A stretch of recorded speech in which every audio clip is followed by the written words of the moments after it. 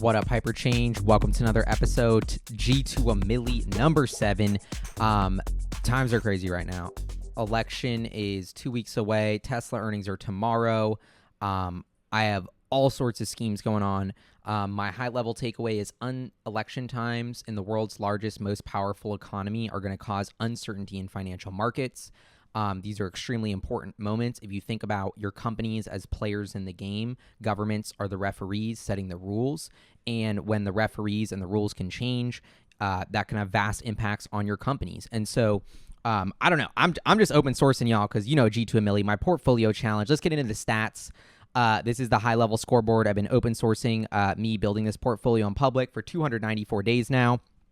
My portfolio is up 22.9% to $27,686. If you had invested in the S&P at the same time, you'd be up to $24,000, up 10.6%. Cash, you would have been flat at 22. And the point is just to illustrate the power of saving and compounding wealth and also having fun by open sourcing to show you how I'm building my portfolio. So I want to show y'all what I got under the hood now. We're looking at Tesla. I've been holding on to everything here. Actually bought a little bit more of my Tesla today with my little bit of cash that's being added to the account.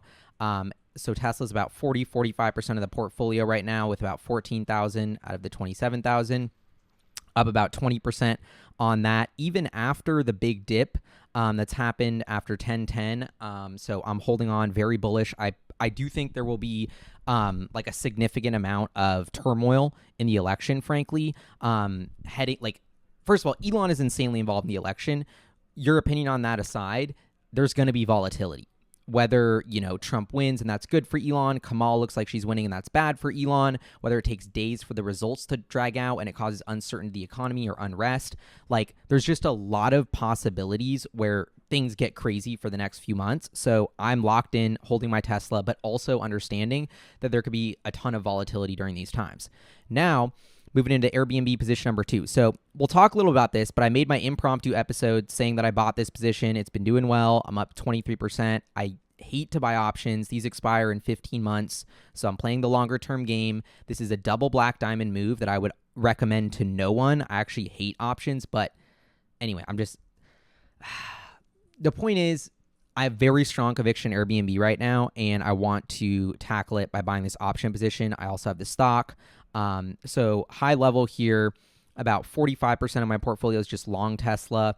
We have about 40 or 35% in Airbnb. And then the last, 10% is in Coinbase. Coinbase is crushing it for me. I rolled all my Bitcoin into just Coinbase equity. So that's how I'm playing it. I do own a bunch of Bitcoin personally. But in this account, I'm holding Coinbase stock, amazing company. These 3 founders, Brian Armstrong, Brian Chesky, Elon Musk, owner, operator, founders. They're all in on their companies. They're young. They're hustling. They have massive visions. I love the 3 horses I'm betting on here. The Airbnb options call is a little unique. We'll get into that in a second. But first, I want to show y'all, just for transparency, like the stats of literally what I'm doing since the last G2 a Milly episode. Basically, I've been bought my 250 deposits come in every 2 weeks. I bought a little Airbnb. Started adding to my position. Then Airbnb went down. I had more conviction after the episode, put 1,000 in, bought another 1,000 worth of stock. Every $250 that went in, I kept buying Airbnb stock. Here's when I sold my Bitcoin ETF for Coinbase. I just like that play better. That's paid off.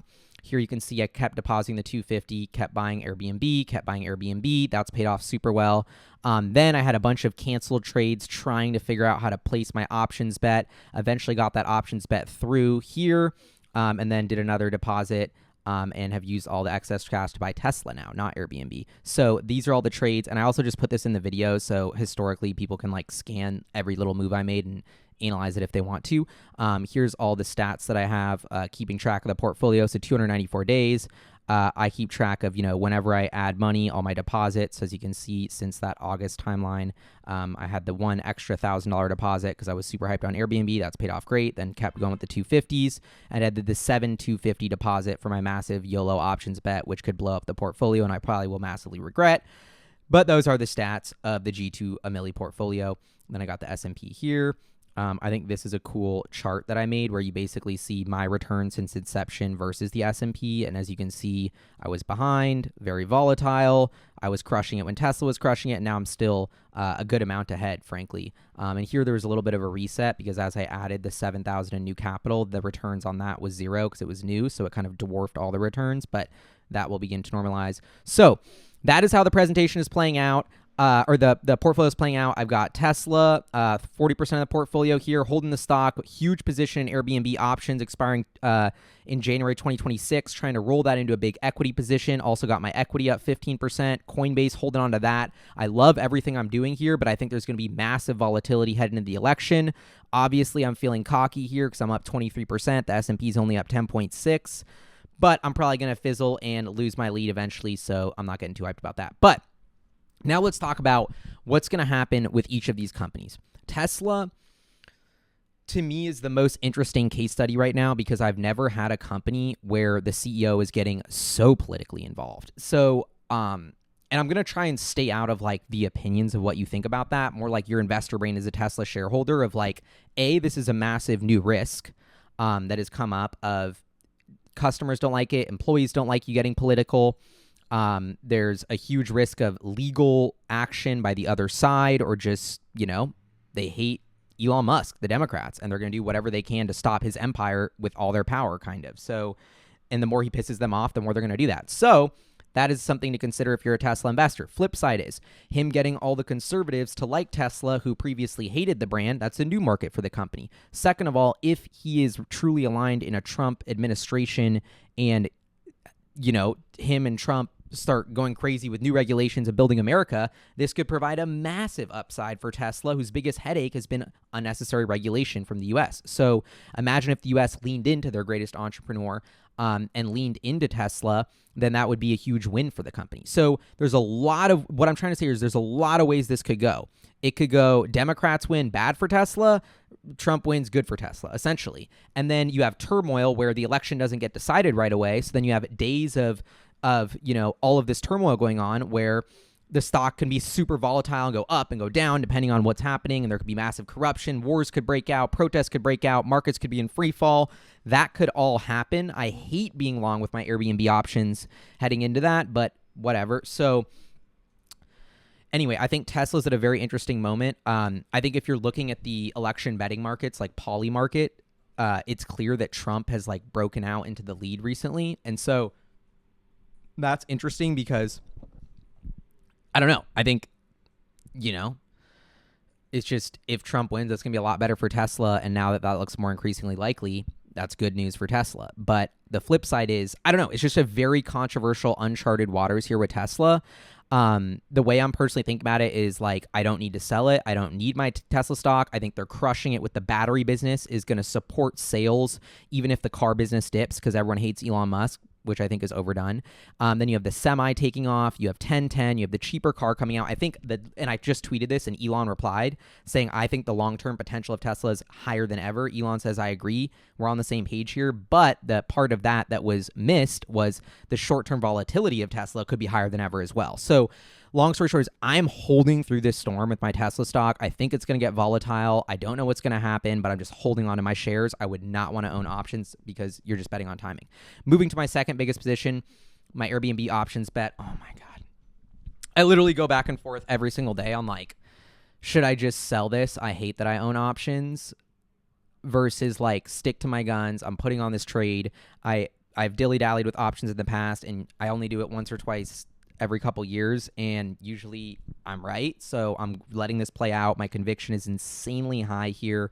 I think Airbnb has no premium priced in. They're buying a huge amount of stock. What's going to happen is starting in 2025, people realize the growth isn't over. It's just getting started. Brian Chesky's building a generational company. Airbnb is going to get re-rated as the best asset in real estate. $4.3 billion in trailing cash flow, all-time highs, continues to accelerate. This is a $150, $200 billion asset tomorrow, as far as I'm concerned, when the market wakes up. That means we're looking at $250 fair equity value, in my opinion, right now. And that's why I'm holding the 200 calls, which right now are worth $6. Because if the stock goes to 250, those are $50, and that's a 9x on my money versus a 2x on the equity. Then I'm going to roll the 9x on the options into the equity and get like 4 times as many shares as I would have bought with my cash. Very double black diamond move. I do not recommend that. I will probably mess this up, but I know they say don't invest emotionally, but I also like when I do all the research and like have it in my gut of how strong the conviction with Airbnb is, like I want to make this trade, but I'm also doing it transparently, saying it's super risky, it might blow up. The whole point of this portfolio is for me to build my money and save for retirement, buying safe, long-term, buy and hold stocks.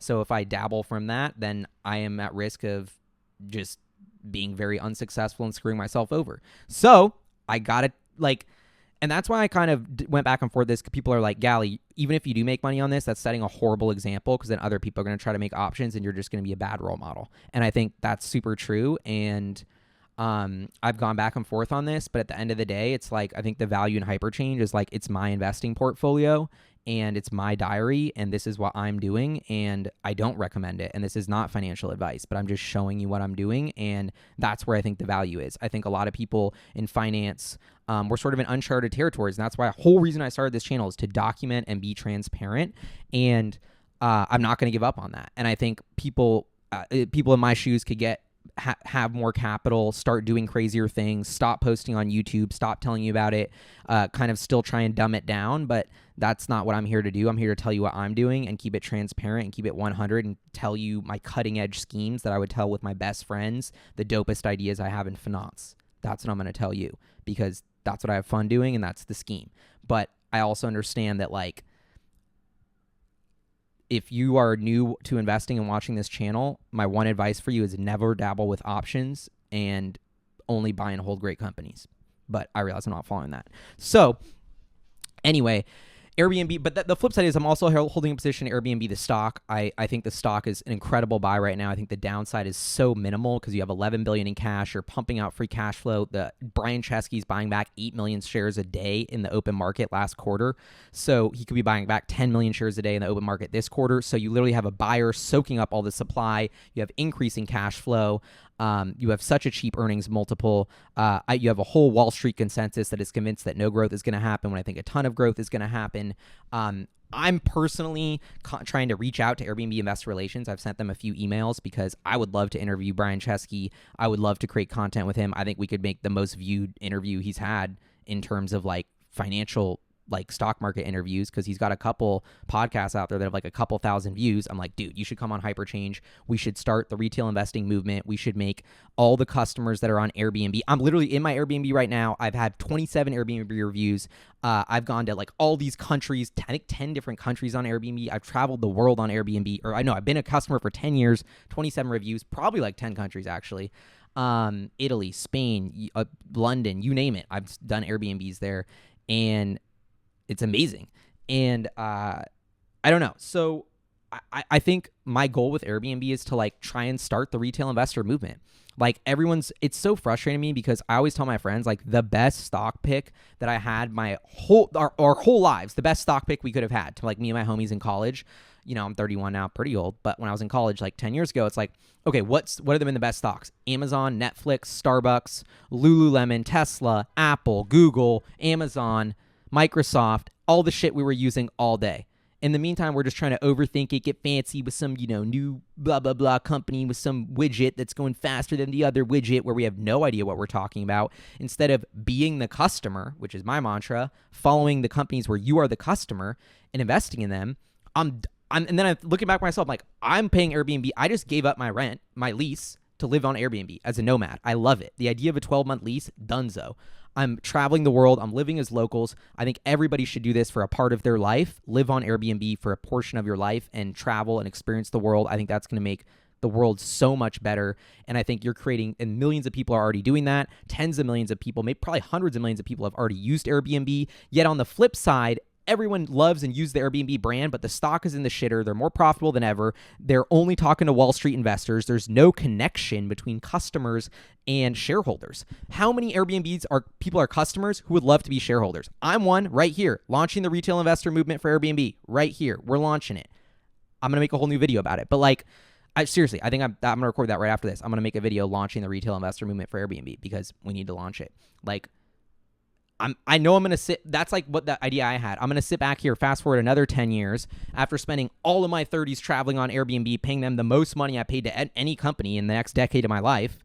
And I'm going to love it. And I'm going to have these amazing experiences. I'm going to look back and be like, gal, you knew that was all going to happen. Why didn't you buy the stock when it was at 14 times cash flow and Brian Chesky said they were just getting started?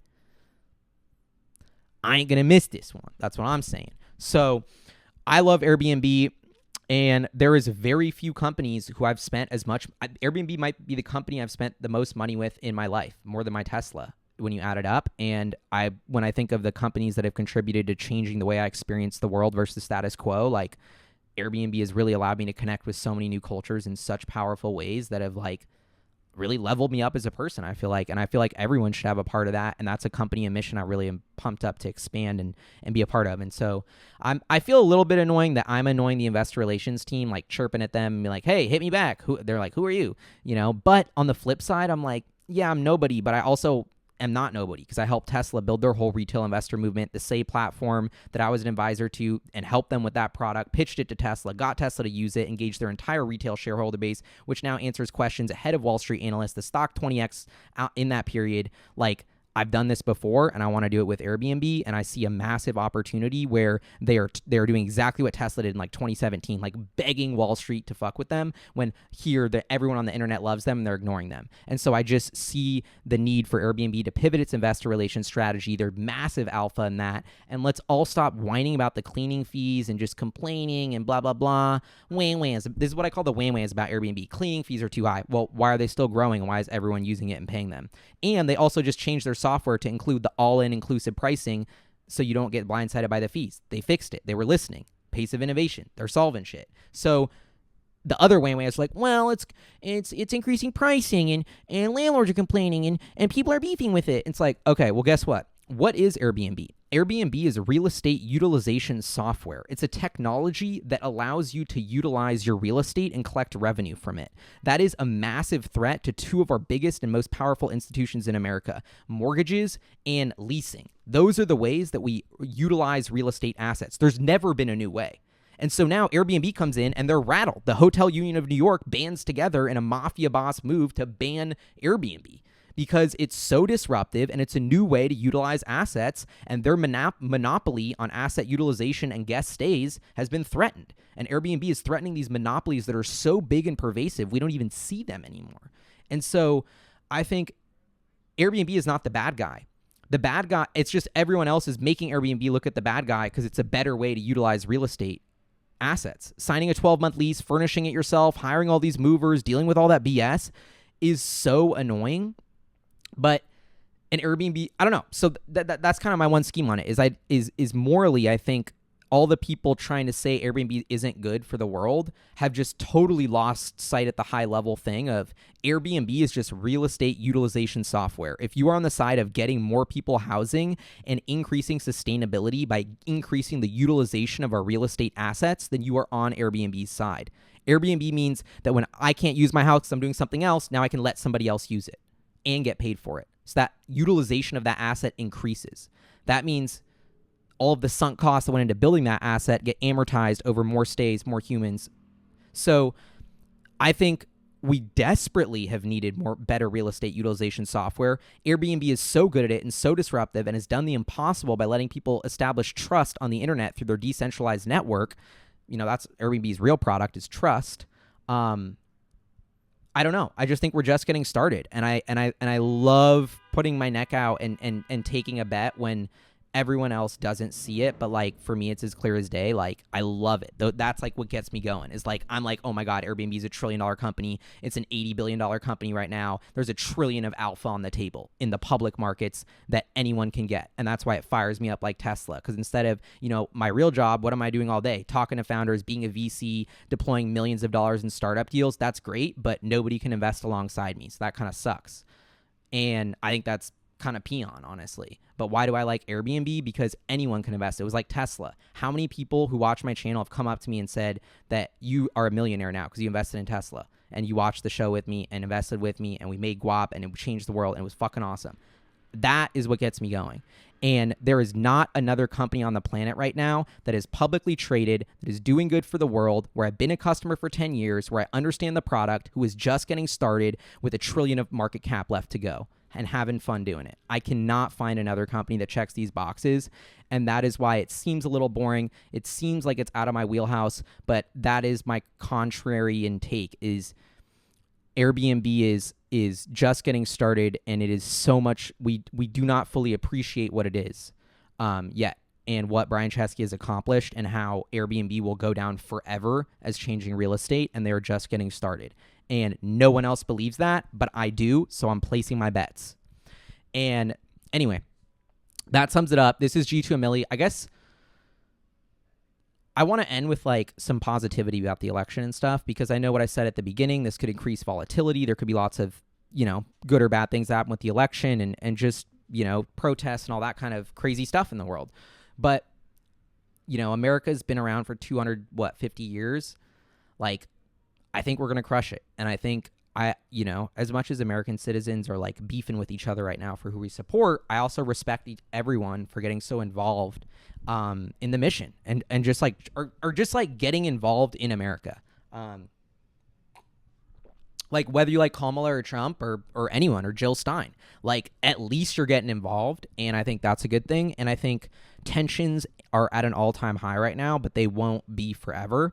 Once the election and chaos gets resolved, hopefully, I mean, I'm hoping there's not going to be a civil war. I don't think there will be.